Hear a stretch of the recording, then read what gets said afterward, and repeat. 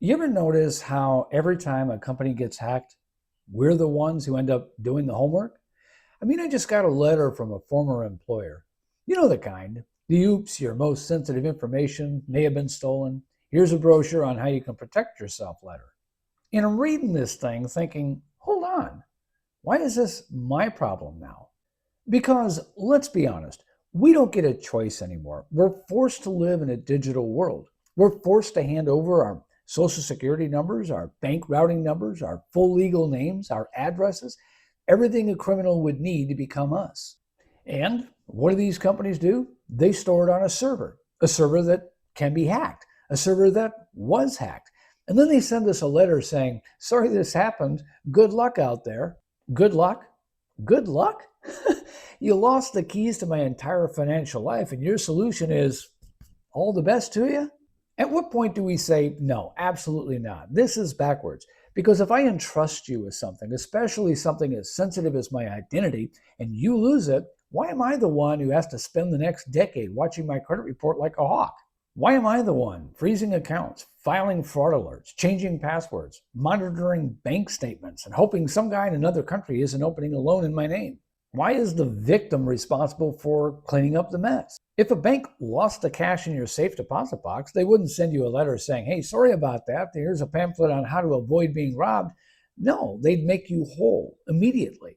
But when it comes to data, when it comes to the digital version of your identity, suddenly the rules change. Suddenly the burden shifts. Suddenly you become the unpaid security team for a company that couldn't secure its own servers. And I'm sorry, but that's insane.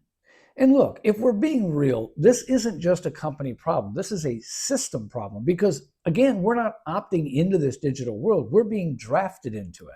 You can't get a job, open a bank account, rent an apartment, or even sign up for utilities without handing over the digital keys to your life. So if we're forced into this system, shouldn't the system have some guardrails? If your bank collapses tomorrow, the FDIC steps in and protects your deposits. Why?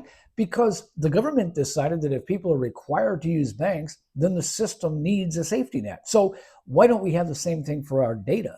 Why isn't there something like a data insurance fund, something that says if a company loses your identity, you're made whole automatically? No paperwork, no stress, no decade of credit monitoring. Because right now, the only people who face consequences for a data breach are the people who didn't cause it. And maybe that's where government should step in, not to micromanage every server rack, but to set minimum standards, real standards for how companies store, encrypt, and protect the information they force us to give them. And if they fail, there should be real accountability, not a fine that's smaller than their marketing budget, not a slap on the wrist, not a we take your privacy seriously press release. I'm talking about consequences that actually matter, consequences that make companies treat your data like the dangerous high value asset it is. Imagine if a company had to pay automatic damages for every person affected by a breach.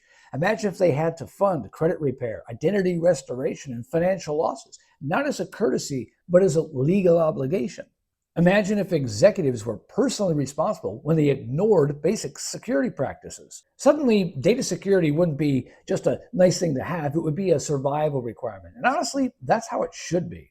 Because if the digital world is mandatory, then protection should be mandatory too. If companies want to hold our data, they should be required to protect it and be directly liable for things that happen when it's compromised. If they fail, they should be required to fix it. Because right now, businesses get to walk away scot-free. They send a letter, they check a box, they move on. Meanwhile, we're left hoping our identities don't get sold on the dark web. That could send us spiraling into financial ruin and spending untold wasted time trying to fix things. So maybe it's time we stop accepting the oops are bad letters. Maybe it's time we stop pretending this is normal. Maybe it's time we start demanding that if a company loses your data, they fix it fully, immediately, and at their expense. Because if they can't protect the information they force us to give them, then they shouldn't be allowed to hold it in the first place. And perhaps we should have the ability to opt out of it.